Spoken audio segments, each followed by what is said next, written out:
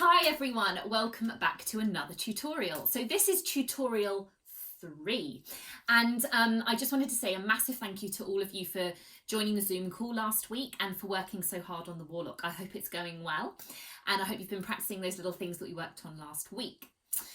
Now, so this is our tutorial for intermediate violin 2s, just to remind you if you're on the wrong tutorial.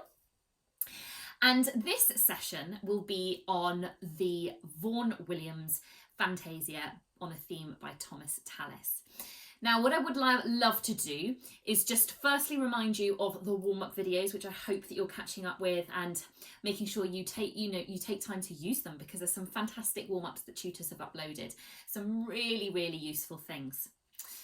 So this tutorial will be based on familiarising ourselves with the Thomas Tallis, just as we did with the Warlock. So this piece is a complete contrast from what we've had in the Warlock, okay? We're in a completely new sound world, and that's really exciting, okay? There are fantastic contrasts between the two pieces. So let's just do a little bit of context for this piece. So first of all, it's written by an English composer called Vaughan Williams, okay? And it's based on a hymn, okay, so a song, an old song, written by Thomas Tallis, who was a composer, and this was written in 1567, okay. So Vaughan Williams, a contemporary, well, fairly contemporary composer, has taken a piece from a long time ago and made it into, rewritten it for strings, okay.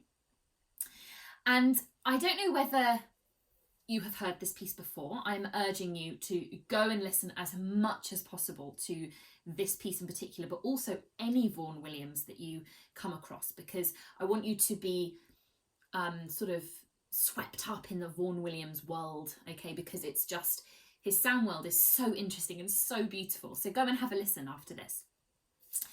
I don't know whether any of you have ever been into a church or a cathedral or a concert hall where there has been an organ playing, okay, and that sound, that swelling sound that kind of wraps around you, okay, when an organ plays. Well, Vaughan Williams kind of wanted to capture that, okay, with strings. So this piece, the Fantasia, is layered with multiple strings, okay. There's multiple string parts, okay, that capture a similar kind of all-encompassing sound that an organ does. So it's important to remember that this is originally from a hymn, okay, and the sounds, whereas in the Warlock they were a bit more staccato and accented, now you've got way more legato sounds, okay, and more vowel sounds, so wah, yeah, instead of cut. So be very aware of that, okay? That requires a completely different bow stroke, which we're going to look at. So what I'd love you to do is to familiarise yourself with the key signature. So it looks like we're in B flat.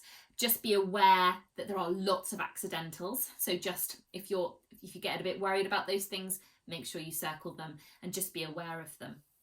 The tempo of this piece is largo sostenuto, which means slow and sustained, okay, and that's really important. We need this sustained sound. There's not stop, start, stop, start. It's a very sustained legato sound. The length of the piece is actually 12 minutes, but the intermediate team will be playing just the first 3 minutes, okay? So just be aware of that. If you think, oh, this looks a bit short, it's because we're only joining for the first 3 minutes. There are some tricky bits in this, but it's mainly to do with the fact that you need the right bow technique for it. We want to make sure that we are giving our music the right voice, okay, and that's the hard part. The hard part is creating the right sound, okay. So as I've said before, I'm going to keep repeating myself. Listen to recordings of this piece. Just go on YouTube, type it in, Vaughan Williams, theme by Thomas Tallis, yeah? So just listen, okay? And really have the music in your whole body, okay? Because coming at this cold, it wouldn't make much sense. So just go away and do as much listening as you possibly can. So first thing we're going to look at is the bow in this piece. And I just want to warn you of a few things before the Zoom session on Tuesday and a few exercises you can practice before we get started. Now, the bow is everything in this piece, okay? not that much happens with the left hand. It's all in the bow. And if we don't have the right bow technique, it can sound harsh and very broken up, yes? And we don't want that for this piece. We want something very, very soft. So what I'd like us to do is do a few exercises. The first thing I want you to do is get your hands, yes, both hands you can do this with, that's fine. Shake them out. It's really important that you're really relaxed in your shoulders and that you haven't got locked wrists or fingers, okay? So just give them a wiggle for me. That's great. Okay, now I want you to imagine that your hands are jellyfish. Now, you know the way jellyfish move, they kind of do this movement. Yeah, and we want to capture this movement in our fingers and wrists in order to do smooth bow changes, yes? So let's do some jellyfish. Okay, very good. The other thing I want you to think about is the way birds move, the way they fly. Now, a bird doesn't just go like this. The bird's wings do that movement, yeah? Very smooth. Everything is very smooth, okay? And I want you to apply that to your bow when we go to the violin in a minute. The other thing I want you to think about is, you know, as like a paintbrush, when you brush it against a surface, it sort of does this sort of thing. Yeah? So all of these little exercises I want you to try.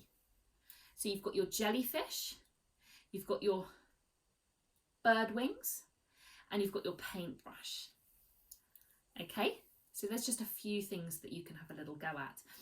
Then what I'd like you to do is, this is going to sound a bit funny, but I want you to take your violin and we to put it on your shoulder, and if you can, get a piece of paper and put it there with your left hand. Then you're going to take your bow and you're going to just simply imagine you're playing your violin, okay? And what you might notice is how little you feel like you need to hold the bow. It feels very weightless. Okay, just think about how relaxed your arms are. Okay, think about gliding over the string, yeah? Or floating over the string. And this is extremely helpful for when we're trying to play legato and very, very quietly, okay? So that's a fantastic exercise that I would love you to try before the Zoom session. And make sure you have a bit of paper for the Zoom session on Tuesday, if you are able to.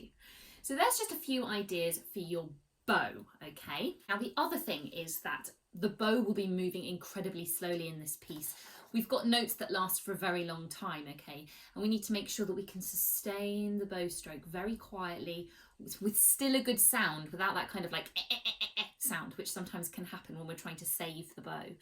And so I just wanted to do a little exercise just so that we get used to playing with the right bow stroke at the right contact point. So we need to remember that, of course, playing over the fingerboard produces a much softer, warm sound, which is exactly what we want for this piece. And also sustaining a very light and relaxed bow stroke that sounds almost feathery, okay? So what we're going to do is we're going to take the scale of B flat major, okay? And all we're going to do is we're going to take the top octave. So we're going to take it from this low one on the A. And what we're going to do is we're going to only do a few notes, but I just want you to practice. You can do the whole scale at home, but we're going to do it for 8 counts on each bow. So we're going to go like this. So 1, 2, 3, 4, 5, 6, 7, 8. 1, 2, 3, 4, 5, 6, 7, 8.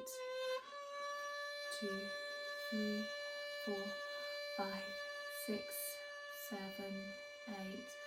1, 2, 3, 4, 5, 6, 7, 8. Right, you can do that with the whole scale, but I want you to create a very, very calm sound. Okay, and to work on that really, really, really sustained bow stroke, because you need to be able to save bow in this piece, okay, which we'll look a little bit more at on the Zoom session. So that's another thing that I'd love you to have a go at, and reminding yourself of staying over towards the fingerboard, okay, and not coming too close this way. We need to create a very warm, homogeneous sound, so to play as one, okay? Nothing that's too harsh. There's no room for soloists in this piece. We have to be playing as a team. We have to be team intermediate, violin 2 through and through. Excellent. Now, in terms of the left hand is not so tough in this piece. There are a few bits where, if you can, I'd love you to play in third position, and I will go through that on the Zoom session. But particularly at letter A, if you can play the melody there in third position, and there's a couple of other places. Just as much as possible, avoid playing open strings, especially open A's, etc., because it just changes the colour of the music. So I will go through that in the Zoom session, but try and keep it as warm as possible. So third position is a good option. But if you can't do third position, not a problem at all. Not a problem. The other thing to think about is vibrato. Now, if you can't do vibrato, do not worry about this. If you can do vibrato, we're going to keep the beginning of this piece with no vibrato, but in places where there's an expressive time, I would love you to use some vibrato, but keep it minimal and keep it warm and quite wide. Yeah, we don't want anything because that changes the colour of the sound. Okay, so just warm vibrato throughout this. So an example of some warm vibrato would be